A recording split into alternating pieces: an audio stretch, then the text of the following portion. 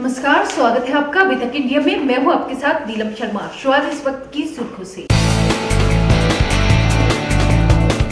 मुजफ्फरनगर स्थित दवा मार्केट में छापेमारी के दौरान एक मेडिकल स्टोर से फिर बरामद हुआ अवैध व एक्सपायर दवाइयों का स्टॉक। गुरुवार को अतिक्रमण हटाओ अभियान के दौरान सिटी मजिस्ट्रेट ने साफ कराया गोल मार्केट के व्यापारियों द्वारा किया गया अतिक्रमण। बुधवार की रात अज्ञात चोरों ने एक ज्वेलर की दुकान में सेंध लगाकर किया लाखों के जेवरात पर हाथ साफ। गुरुवार को जनपद के पूर्व वर्तमान विधायक कई मामलों के चलते हुए कोर्ट में पेश।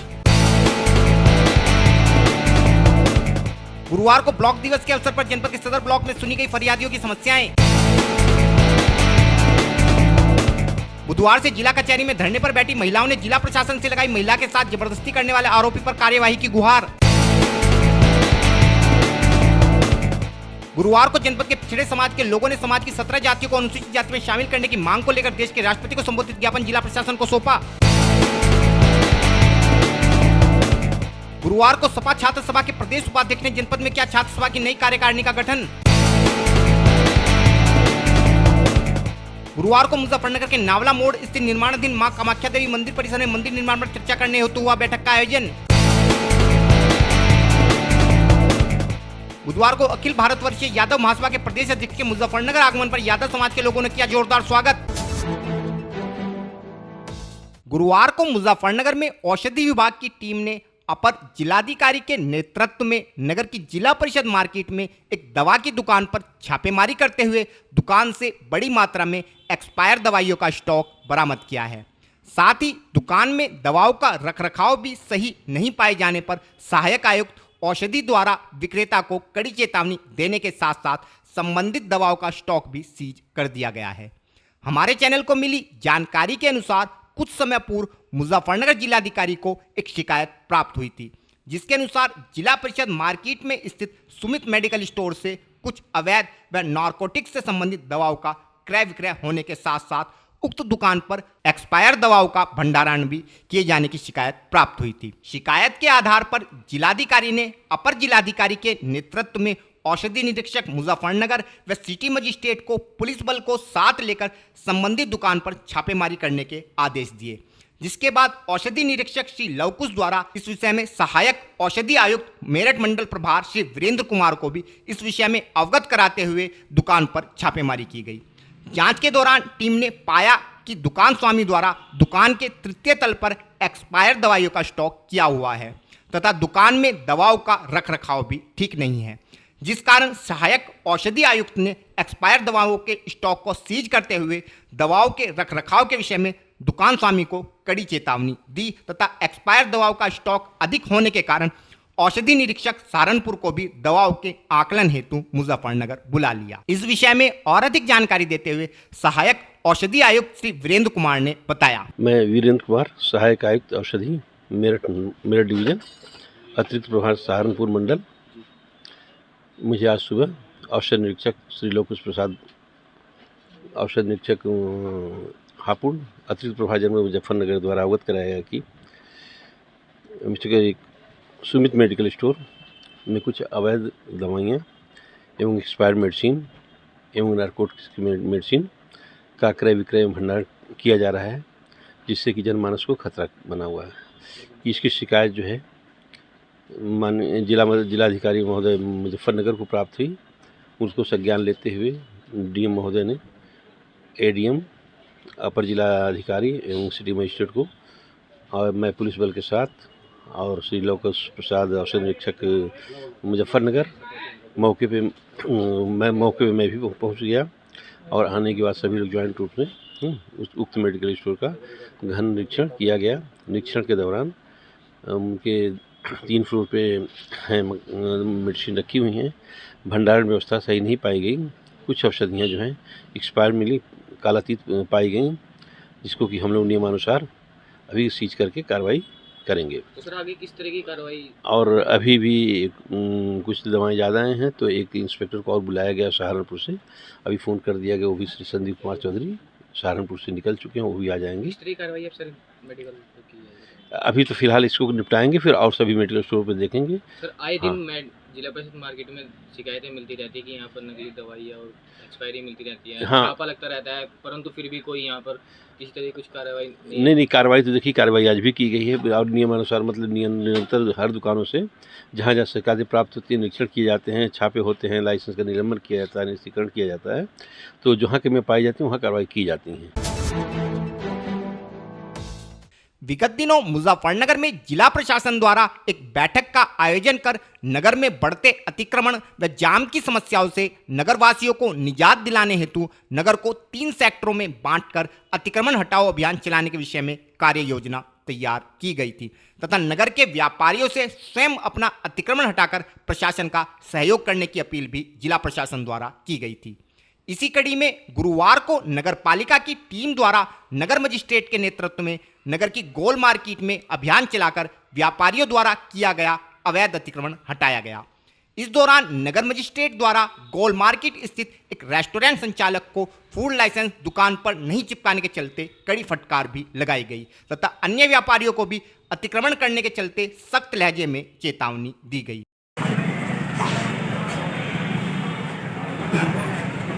लाइसेंस दुकान पर चिपकाया जाता है, पहले कहाँ है चिपका हुआ दिखाओ।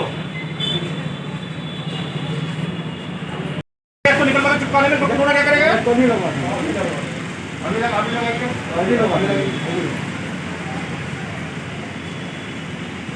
आप क्या हुए? क्या आए हो यार? तुम उठा ले जाओ तुम्हारा। नहीं बात, छोड़ दूंगा तब तक मैं ये क्या है? अभियान के विषय में जानकारी देते हुए सिटी मजिस्ट्रेट श्री अभिषेक सिंह ने बताया। देखिए, विगत सप्ताह जिलाधिकारी महोदय के निर्देशों के क्रम में शहर में जाम और अतिक्रमण की समस्या को अभियान के रूप में दूर करने के लिए टीमों का गठन किया गया था। उसमें पिछले 2 दिन से लगातार हमारी टीमों के द्वारा शहरी क्षेत्र में मुनादी कराते हुए जो अस्थायी अतिक्रमण है उसको हटाया भी जा रहा है और जुर्माना भी लगाया जा रहा है।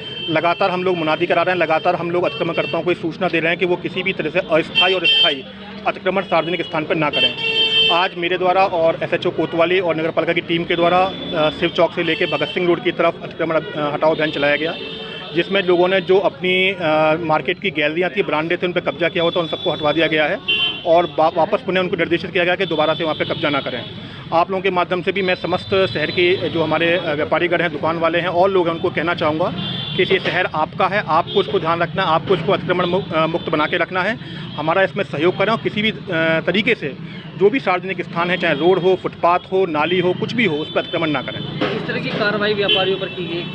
देखिए, मुनादी हम लोगों ने पहले करा दी थी इनके खिलाफ। इसमें हम लोग अभी जुर्माने की कार्रवाई इनके ऊपर करते हैं और अगर इसके बाद भी ये लोग नहीं मानते हैं तो उसमें नगरपालिका अधिनियम के अंदर जो भी प्रावधान होंगे, चाहे वो सामान जब्त करने का हो, चाहे और जो भी दंडात्मक कार्रवाई होगी वो हम लोग करेंगे। गोल मार्केट में दिक्कत ज़्यादा लग रहा है, संगम होटल पर भी और झांसी की रानी पर। देखिए, गोल मार्केट में सूचना थी, जैसे आज हम लोगों ने भ्रमण किया गोल मार्केट का, तो काफ़ी स्थितियाँ सुधरी हुई मिली और काफ़ी लोगों ने अपना अतिक्रमण स्वयं हटा लिया। ये अच्छी बात है और उन सभी को ये सचेत कर दिया गया है कि भविष्य में पुनः अतिक्रमण बिल्कुल ना करें। कब तक कार्रवाई चलती रहेगी? ये देखिए, अभी हमारी कार्रवाई चल रही है, नगरपालिका की टीम लगातार काम कर रही है और जितने चालान हो उसके बारे में मैं आपको शाम को अवगत कराऊंगा। बुधवार की रात मुजफ्फरनगर के नई मंडी क्षेत्र में माड़ी के निकट स्थित एक ज्वेलर की दुकान में अज्ञात चोरों ने दुकान की दीवार में सेंध लगाकर लाखों रुपए मूल्य के जेवरात पर हाथ साफ कर लिया। दुकान मालिक को पूरी घटना की जानकारी उस समय हुई जब गुरुवार की सुबह वह अपनी दुकान पर पहुंचे। हमारे चैनल को मिली जानकारी के अनुसार नगर के नई मंडी क्षेत्र में स्थित माड़ी के निकट अश्वनी कुमार की राधा रमन ज्वेलर्स के नाम से दुकान है। दुकान के पीछे एक प्लॉट खाली पड़ा है। बुधवार की रात अज्ञात चोरों ने खाली पड़े प्लॉट की ओर से अश्वनी की दुकान में सेंध लगाकर लाखों रुपए के जेवरात पर हाथ साफ कर दिया। गुरुवार की सुबह जब अश्वनी ने दुकान का शटर खोला तो दीवार में सेंध लगी देखकर उसके होश उड़ गए तथा पीड़ित द्वारा पूरे मामले की जानकारी नई मंडी कोतवाली पुलिस को दी गई। पीड़ित के अनुसार चोरों ने लगभग 7 लाख रुपए मूल्य के जेवरात पर हाथ साफ कर दिया है। इस विषय में और अधिक जानकारी देते हुए पीड़ित दुकानदार अश्विनी व व्यापारी नेता संजय मित्तल ने बताया। अतुल जी, क्या मामला हुआ है? क्या मामला हुआ सर? चोरी होगी। आपकी दुकान है? किस नाम से है? राधा रमन ज्वेलर्स। कितनी चोरी हुई है? लगभग 6-7 लाख रुपए की। अच्छा, पुलिस सुरक्षा कैसी रहती है यहाँ? बस ऐसी ही है। आते हैं जांच वाच पे आते हैं, दौरे पे आते हैं? ऐसा तो वो आ जाना सीधा मोटरसाइकिल में। हाँ, तो कैसे हुई चोरी सर? तो दीवार फाड़ कर ले गए बराबर खाली प्लॉट से। कौन कौन अधिकारी आए थे?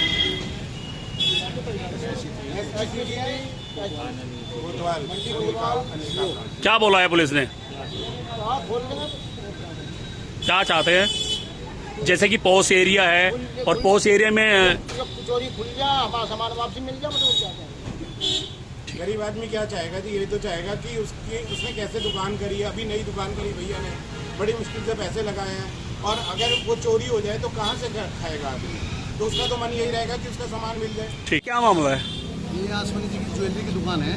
यहाँ 3 दिन से जो है माली का मेला लग रहा था जी, और रात जो मेला समाप्त हुआ है, यहाँ रात ही इनके यहाँ पीछे से एक खाली प्लॉट है और उसमें से इन्होंने क्या नाम तोड़ करके सेंध लगा करके यहाँ इनके यहाँ चोरी कर दी उन्होंने। क्या कितना नुकसान हुआ है? 4-5 लाख रुपए का इनका सामान चला गया। जी। तिजोरी उनसे नहीं टूटी, जो काउंटर में सामान रखा था वो सब ले गए। वो कुछ कैश था इनका, कुछ चांदी के सिक्के रखे थे और सोने का सामान था, वो सब ले गए। करीब 5 लाख रुपए का इनका। तिजोरी टूटी हुई नजर आ रही है? नहीं, तिजोरी टूटी नहीं है उनसे, वो कोशिश की गई है उनके द्वारा, मगर टूटी नहीं है वो।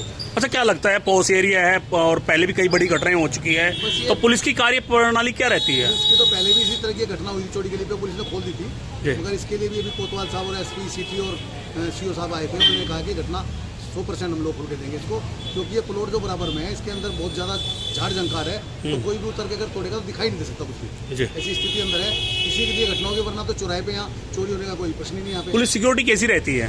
सिक्योरिटी तो रहती है बराबर, कोई दिक्कत नहीं है, पर चूँकि 3 दिन मेला भी था यहाँ पे, तो काफ़ी भीड़ यहाँ इस एरिया के अंदर रहती है और रात भर मेला चलता है, तो इसलिए शायद उसका लाभ उठा करके वो चोरी करके चला गया होगा। उम्मीद लग रही है कि पुलिस को खोलेगी, आश्वासन दिया है। गुरुवार को मुजफ्फरनगर जिला कचहरी में भाजपा के कई वर्तमान व पूर्व विधायक की कोर्ट में पेशी होने के कारण गुरुवार को जिला कचहरी में काफी गहमागहमी रही। गुरुवार को नगर विधायक व राज्य मंत्री श्री कपिल देव अग्रवाल, बुढ़ाना विधायक श्री उमेश मलिक, खतौली विधायक श्री विक्रम सिंह सैनी के साथ साथ पूर्व नगर विधायक श्री अशोक कंसल भी अदालत में विचाराधीन मामलों के चलते कोर्ट में पेश हुए। भाजपा मंत्री व विधायकों की कोर्ट में पेशी के चलते जिला कचहरी में दिन भर भाजपा समर्थकों व पदाधिकारियों का जमावड़ा लगा रहा। हम अपने दर्शकों को बताना चाहते हैं कि विगत वर्षों में प्रदर्शन व निषेधाज्ञा के उल्लंघन संबंधित मामलों में मंत्री कपिल देव अग्रवाल, विधायक विक्रम सिंह सैनी व पूर्व विधायक अशोक कंसल की कोर्ट में पेशी हुई, जिनमें माननीयों द्वारा अदालत के समक्ष जमानत याचिका हेतु प्रार्थना पत्र प्रस्तुत किया गया व कोर्ट द्वारा सभी पक्षों को सुनते हुए जमानत की अर्जी मंजूर कर ली गई। वहीं बुढ़ाना विधायक श्री उमेश मलिक भी एक रेलवे से संबंधित मामले में कोर्ट में पेश हुए तथा कोर्ट द्वारा श्री उमेश मलिक की भी जमानत अर्जी मंजूर कर ली गई। इस विषय में और अधिक जानकारी देते हुए शासकीय अधिवक्ता व विधायकों ने बताया। माननीय मंत्री कपिल देव अग्रवाल जी के 2 मामलों में क्राइम नंबर 278 और क्राइम नंबर 208 दोनों में उनके द्वारा बेल मूव की गई थी। इसके दौरान शासन की ओर से प्रबल पैरवी की गई, राज्य का पक्ष बहुत मजबूती के साथ रखा गया और माननीय उमेश मलिक जो विधायक है उनका एक रेलवे का मामला था क्राइम नंबर 108, उसमें 118 उसमें उन्होंने बेल मूव की थी, उसमें भी राज्य का पक्ष अभियोग ने बहुत मजबूती के साथ रखा है। किसकी तरह के 2013 के दंगे से बता रहे हैं? दंगे संबंधी इसमें कोई मामला दंगे संबंधित नहीं था, एक रेलवे एक्ट का मामला था और 2017 के चुनाव संबंधी मामले थे। अच्छा, कितने घंटे इंतजार करने के बाद वारंट भी खोल गए? इंतजार नहीं कराया गया, 2 बजे मैंने जिला जज साहब के यहाँ बेल मूव की गई थी। जिला जज साहब ने आज की डेट लगाकर ये बेल ट्रांसफ़र की थी कोर्ट नंबर 4 में, क्योंकि कोर्ट नंबर 4 ही MLA का स्पेशल कोर्ट है और माननीय जज साहब ने दोनों पक्षों को सुनने के बाद अपना निर्णय सुनाया। 2013 के दंगे की तारीख थी। ये गाड़ी में कुछ लोगों ने आग लगा दी थी सामाजिक तत्वों ने, तो उसमें मेरा भी नाम लिखा गया था, तो उसी की तारीख थी और वैसे मामले झूठे थे। 2005 में एक रेलवे का मुकदमा सभी भारतीय जनता पार्टी के नेताओं के ऊपर उस सरकार ने लगाए थे, जिनमें वारंट निकले हुए थे, उसमें आज हम सब लोगों ने बेल कराई है। 2013 में जो उत्तर प्रदेश की सरकार ने भारतीय जनता पार्टी के कार्यकर्ता नेताओं का उत्पीड़न शोषण किया, उनकी गिरफ्तारी करवाई, जेल भेजा गया, बहुत सारे फर्जी मुकदमे लगाए गए, उनमें भी ऐसे 3 मुकदमे थे जिनमें वारंट निकले हुए थे, उन वारंट को रिकॉल कराया गया उनके अंदर भी बेल कराई गई। कई मुकदमे हैं 2013 में, 2016 में, 2012 में, 2017 में, अलग अलग प्रकार के जो आंदोलन करते हुए, संघर्ष करते हुए या आचार संहिता का आक्षेप लगा करके मुकदमे कायम किए गए थे। ऐसे सब केसों के अंदर अलग अलग जमानतें माननीय न्यायालय के द्वारा दी गई। प्रदेश की जनता की विभिन्न समस्याओं के त्वरित निस्तारण हेतु शासन द्वारा प्रत्येक माह में 2 बार तहसील स्तर पर संपूर्ण समाधान दिवस के आयोजन हेतु सभी जनपदों के प्रशासनिक अधिकारियों को निर्देश जारी किए गए हैं, परंतु कुछ समय से मुजफ्फरनगर जनपद में जिलाधिकारी के निर्देशानुसार प्रत्येक गुरुवार को ब्लॉक स्तर पर ही जनता की समस्याओं के निस्तारण हेतु ब्लॉक दिवस का भी आयोजन ब्लॉक ऑफिसों में किया जाने लगा है। इसी कड़ी में गुरुवार को मुजफ्फरनगर के सदर ब्लॉक में भी ब्लॉक दिवस का आयोजन कर फरियादियों की समस्याओं को सुना गया। इस अवसर पर सदर ब्लॉक में लगभग 7 समस्याएं बीडीओ को प्राप्त हुई, जिनमें 5 समस्याएं पेंशन से संबंधित व 2 समस्याएं शादी को लेकर शासन द्वारा दिए जाने वाले अनुदान से संबंधित थी। बीडीओ द्वारा सभी फरियादियों से प्रार्थना पत्र लेकर उनकी समस्याओं के शीघ्र निराकरण का आश्वासन दिया गया है। इस संबंध में और अधिक जानकारी देते हुए बीडीओ नेहा शर्मा ने बताया। अभी तक 5 शिकायतकर्ता विविध प्रकार की समस्याओं के लिए आए थे। जो मुख्य समस्याएं थी वो समाज कल्याण विभाग से संबंधित थी, जो कि लोग जो थे अधिकांशतः लोगों को पेंशन का आवेदन करना था, तो उनका पेंशन का आवेदन ले लिया गया और जल्दी उनकी पेंशन बनवा दी जाएगी। एक जो समस्या थी वो शादी अनुदान की थी, उसमें शादी अनुदान के लिए फॉर्म ले लिया गया और उस पर आवश्यक कार्रवाई कर। पहले मैम तहसील दिवस होते थे, समाधान दिवस होते थे, अब ब्लॉक दिवस शुरू किया है डीएम चंद्रभूषण सिंह ने, तो किस तरह का जन समस्याएं आप लोगों के पास आ रही है? आदरणीय डीएम सर के निर्देशानुसार हम लोग हर बृहस्पतिवार को यहाँ पर समस्याएं सुनने के लिए ब्लॉक दिवस का आयोजन करते हैं। तो इसमें जो मुख्य समस्याएं वो पेंशन संबंधी आती हैं और इसके साथ साथ जिन लोगों को जन्म प्रमाण पत्र, मृत्यु प्रमाण पत्र आदि की आवश्यकता होती है वो भी यहाँ पर आकर आवेदन कर सकते हैं। और ब्लॉक दिवस का जो मुख्य उद्देश्य हम लोगों का है वो ये है कि बृहस्पतिवार को ब्लॉक के सभी जनता अपनी सारी समस्याओं के लिए यहाँ आकर एक ही दिन में अपनी सभी समस्याओं का निराकरण करवा सकते हैं।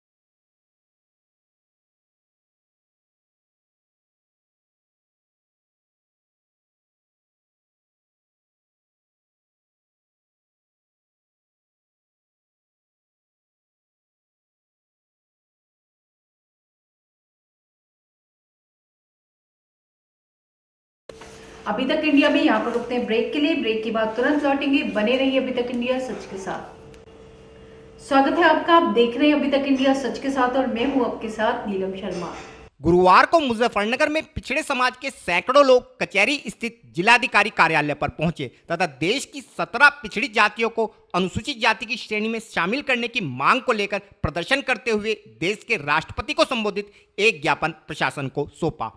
समाज के लोगों का कहना था कि सपा सरकार के शासनकाल में इन जातियों को अनुसूचित जाति में शामिल करने हेतु शासनादेश जारी किया गया था, जिसके विरुद्ध हाई कोर्ट ने स्टे ऑर्डर दिया था। लेकिन कुछ समय बाद कोर्ट ने स्टे ऑर्डर को रद्द करते हुए प्रदेश सरकार को इस मामले में 8 हफ्ते के भीतर इस मामले का जवाब दाखिल करने का आदेश दिया था, किंतु आज तक भी प्रदेश सरकार द्वारा इस मामले में कोई जवाब दाखिल नहीं किया गया है। अतः पिछड़ा समाज राष्ट्रपति महोदय से गुजारिश करता है कि इस मामले में संज्ञान लेकर विगत सरकार द्वारा जारी किए गए शासनादेश को प्रदेश में लागू कराने की कृपा करें। इस विषय में और अधिक जानकारी देते हुए श्री सत्यवीर सिंह प्रजापति ने बताया। मेरा नाम सत्यवीर सिंह प्रजापति। आज डीएम कार्यालय पर आपने प्रांगण में धरना दे रखा है, क्या मामला है? आज हम डीएम साहब के माध्यम से एक महामहिम राष्ट्रपति जी और महामहिम राज्यपाल उत्तर प्रदेश को एक ज्ञापन देने गया कि 17 जातियों का मुद्दा 2005 से चला रहा। वैसे ये 1931 का है। 1950 में इन जातियों को अनुसूचित जाति की श्रेणी में महामहिम राष्ट्रपति जी ने, जिस समय भारत देश आज़ाद हुआ तो उस समय अनुसूचित जाति के लिए इनको अनुसूचित जाति में शामिल किया था, किंतु इनकी जो उपजातियां सरनेम आगे हैं वो 17 जातियां होंगी। मूल रूप से 5 जाति हैं, शिल्पकार, मझवार, गौंड, तुरहा, बेलदार।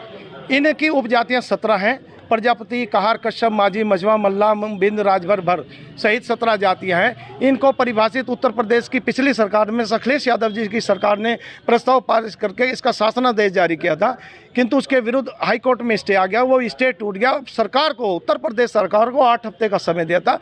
उस 8 हफ्ते में आज 4 साल 5 महीने हो लिए उत्तर प्रदेश की योगी सरकार, भारतीय जनता पार्टी सरकार ने कोई भी जवाब दाखिल नहीं किया।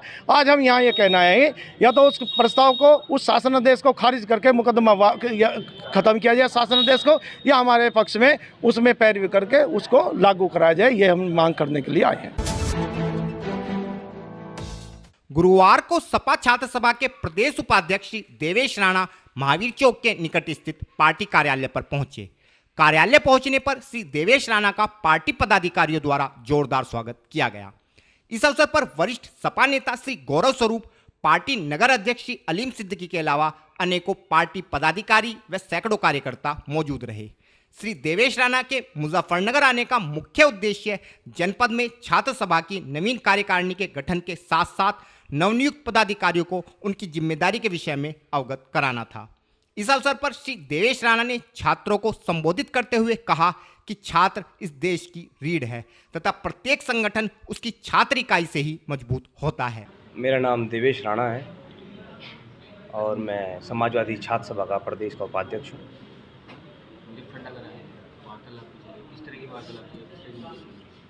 ये आज की जो मीटिंग है वो समाजवादी छात्र सभा के सभी पदाधिकारी जो भी नवनियुक्त हुए हैं और एक समीक्षा बैठक है। माननीय जिलाध्यक्ष जो छात्र सभा के बने हैं उनको पार्टी के दिशा निर्देश के लिए बताने का काम करने के लिए आए। किन किन मुद्दों पर बात है? हम लोग आज सब लोग इसलिए आए हैं कि यहाँ पर जो लगातार इस प्रदेश में लूट खसोट, बेरोजगारी, महंगाई और जो लगातार शोषण हो रहा है दबे कुचलों का, उसके विरोध में आज हम सब लोग आए हैं और छात्रों को एक मैसेज देने के लिए आए हैं, एक बात बताने के लिए आए हैं कि छात्र ही इस देश की वो तकदीर बदल सकते हैं कि जो आज स्थिति नौजवान की है, जो रोज़गार के नाम पे परेशान है, नौकरी नहीं है, उसको बदलने के लिए इन्हें सरकार को बदलना पड़ेगा। ऐसे ढोंगी मुख्यमंत्री को बदलना पड़ेगा, ऐसे ढोंगी प्रधानमंत्री को बदलना पड़ेगा, तभी जाकर इस देश की, इस प्रदेश की सूरत बदलेगी। इसके अलावा श्री गौरव स्वरूप ने कहा कि सभी छात्रों को अपनी वोट अवश्य बनवानी चाहिए, क्योंकि मतदान से ही देश का भविष्य तय होता है। आज जो हमारे छात्र सभा के प्रदेश उपाध्यक्ष हैं देवेश राणा जी, वो यहाँ पर आए हैं। छात्र सभा का गठन हुआ है, नव जिलाध्यक्ष बने हैं भाई यूसुफ गौड़ जी, उनकी पूरी टीम बनी है, उनका परिचय भी है। और ये बताने के लिए आए कि छात्र, जैसा कि देवेश जी ने बताया कि छात्र जो है वो इस देश की रीढ़ है। आगे चल के वही राजनीतिक जितने भी आंदोलन स्टार्ट हुए हैं, कभी भी बड़ा से बड़ा आंदोलन छात्र आंदोलन से ही शुरू हुआ है।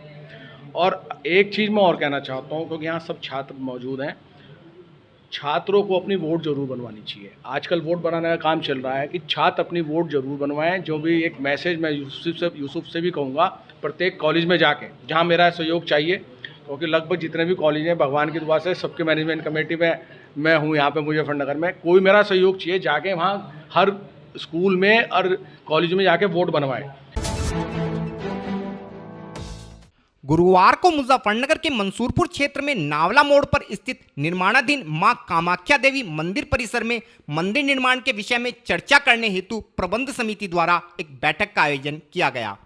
इस बैठक में आचार्य श्री लल्लन जी महाराज के अलावा मंदिर समिति के अध्यक्ष श्री विनोद कुमार चावला व सचिव श्री आशीष यादव के साथ साथ अन्य पदाधिकारियों ने भी भाग लिया तथा मंदिर को भव्य स्वरूप प्रदान करने के विषय में विस्तार से चर्चा की। इस अवसर पर उपस्थित पदाधिकारियों ने मंदिर निर्माण को लेकर अपने अपने विचारों से समिति को अवगत कराया तथा वरिष्ठ पदाधिकारियों द्वारा जानकारी दी गई कि आने वाले शारदीय नवरात्रों में विधि विधान के साथ मंदिर में मां कामाख्या की सुंदर प्रतिमा की स्थापना कर दी जाएगी ताकि सभी क्षेत्रवासी एवं श्रद्धालु मां के दर्शनों का लाभ ले सकें। बाकी अगर कोई चाहता है मंदिर से कोई मंत्र के द्वारा अगर वो अभी इच्छा प्रकट हो क्योंकि गुरु को भी कभी नहीं मानना चाहिए तो भाई शास्त्र कहता है कि गुरु को अभी परीक्षा लेनी चाहिए, हमारे लायक है नहीं, और शिष्य का भी परीक्षा गुरु को लेना चाहिए। तो अभी तो हम लोग मिले हैं, तो जब तक कुछ तो साथ नहीं चलेंगे तो अच्छाई तो रहेगा पता नहीं क्या। हालांकि शायद माँ भक्ति की कृपा हो तो आपके बारे में कुछ जान नहीं जाऊँ, कभी तो हमारे बारे में जाने नहीं। तो इसलिए अगर ये भी बात होगी तो कार्तिक पूर्णिमा के बाद गुरु मंत्र का भी व्यवस्था। बुधवार को अखिल भारतवर्षीय यादव महासभा के प्रदेश अध्यक्ष एवं सुप्रीम कोर्ट के वरिष्ठ अधिवक्ता श्री अशोक यादव अपने एक दिवसीय दौरे पर मुजफ्फरनगर पहुंचे। अपने कार्यक्रम के दौरान श्री अशोक यादव सर्वप्रथम संगठन के जिला अध्यक्ष श्री जगबीर सिंह यादव के जाट कॉलोनी स्थित आवास पर पहुंचे, जहां संगठन के पदाधिकारियों एवं यादव समाज के गणमान्य लोगों द्वारा श्री अशोक यादव का बड़ी ही गर्मजोशी से स्वागत किया गया। कार्यक्रम के दौरान संगठन के विस्तार पर चर्चा करते हुए श्री अशोक यादव ने कहा कि संगठन जनपद में सीधे जिला अध्यक्ष मनोनीत न करके विभिन्न स्तरों पर अध्यक्षों को मनोनीत कर रहा है ताकि सभी लोग आपसी तालमेल के अनुसार काम करने वाली व्यक्ति का चयन कर उसके विषय में प्रदेश कार्यकारिणी को सूचित कर सके व प्रदेश कार्यकारिणी द्वारा जिला कार्यकारिणी के अनुमोदन पर जिला अध्यक्ष को मनोनीत कर दिया जाएगा। इस प्रकार प्रत्येक जनपद में काम करने वाले लोग आगे आकर संगठन को मजबूती प्रदान कर सकेंगे। वहीं देश में जाति आधारित जनगणना का समर्थन करते हुए श्री अशोक यादव का कहना था कि यह जनगणना देश के समग्र विकास हेतु अति आवश्यक है, क्योंकि जब तक किसी भी सरकार को किसी भी जाति की जनसंख्या के विषय में सटीक आंकड़े नहीं पता होंगे तब तक उस जाति विशेष के कल्याण हेतु योजना बनाकर उसका सही ढंग से क्रियान्वयन कराना असंभव है। जातिगत जनगणना में सबसे ज़्यादा चल रहा है।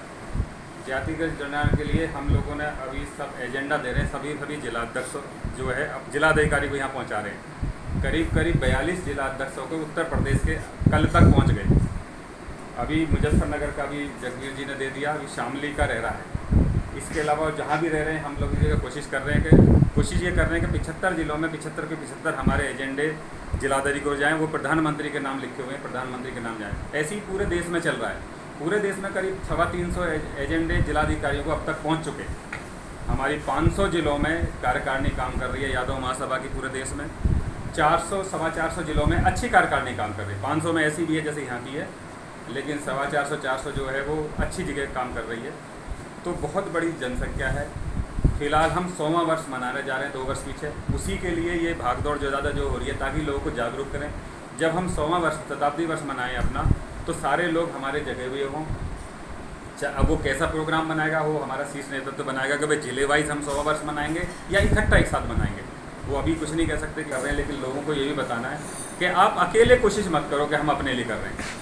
संगठन हमारा होगा, ताकत हमारी होगी, इकट्ठे हम होंगे तो हमें ऑटोमेटिकली फ़ायदा होगा ही होगा। लेकिन हम जो काम करें वो सर्व समाज के लिए कह करें कि जो भी काम कर रहे हैं, जैसे जातिगत जनगणना वो के लिए यादव के लिए नहीं है, तो पूरे पिछड़े वर्ग के 60% पिछड़ा वर्ग है उत्तर प्रदेश में। मुसलमान भी आ रहे हैं, उन्हें भी जोड़ लो तो और बढ़ जाएगा।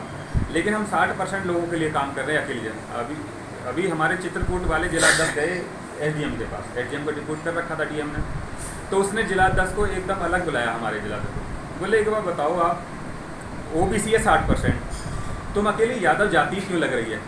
तो उन्होंने बहुत अच्छा जवाब दिया उनको, मैडम साहिबा को, कि जी हम इसलिए लग रहे हैं कि हमारा काम सर्व समाज है, हम तो ये भी करने को तैयार है, हम तो पंडितों के लिए भी करने को तैयार है काम, लेकिन उन्हें जरूरत नहीं है, जिसे जरूरत है उसके लिए ज़्यादा मेहनत कर रहे हैं हम। तो हम सर्व समाज के लिए काम कर रहे हैं, खाली यादव के लिए नहीं कर रहे। काम करने का जिम्मेदारी हमारी है, क्योंकि हम सबसे ज़्यादा ताकत में हैं, सबसे ज़्यादा जनसंख्या में, और हमारे पास लड़ने की ताकत भी औरों के मुकाबले ज़्यादा है, चाहे दिमागी ताकत हो चाहे शारीरिक ताकत, और किसी जाति के पास वो ताकत नहीं। हम आगे बढ़कर काम करने के लिए तैयार हैं, ये हमारी जिम्मेदारी है।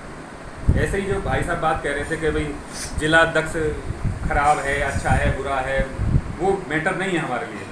हर कार्यकर्ता हमारा जिलाध्यक्ष है। अभी मैंने मंत्री जी को बता दिया कि इतने जिलाध्यक्ष आप बना सकते हो इस ज़िले में, करीब 90 जिलाध्यक्ष बैठे हैं। अगर 90 जिलाध्यक्ष मुजफ्फरनगर में होंगे और वो अपनी टीम जो बना सके, तो 90 में एक भी काम करने वाला मिल गया ना आपको जिलाध्यक्ष, तो वही पूरे ज़िले को चला देगा। जरूरत नहीं है एक जिलाध्यक्ष बना। हम क्या करते हैं, गलती क्या हो जाती है, हमने एक जगदीश जी को जिलाध्यक्ष बना दिया। अब जगदीश जी से बहुत सारी परेशानी हो सकती है, भाई पारिवारिक परेशानी भी हो, रिश्तेदारी भी हो, फाइनेंशियली भी हो, तो अकेले जगदीश जी चुप हो गए तो साहब ये सब चुप बैठे। अब ये यादव महासभा में अपना, क्योंकि जो हमारा बाईलॉज में था वो खोल के सबके सामने रख दिया कि अब तक क्या चुपचाप पड़े थे, तो बाईलॉज के थ्रू ही तरीके से ही हम महासभा का संगठन को आगे बढ़ाएं। अगर 90 जिलाध्यक्ष मुजफ्फरनगर में होंगे और वो अपनी टीम जो बना सके, तो 90 में एक भी काम करने वाला मिल गया ना आपको जिलाध्यक्ष, तो वही पूरे ज़िले को चला देगा।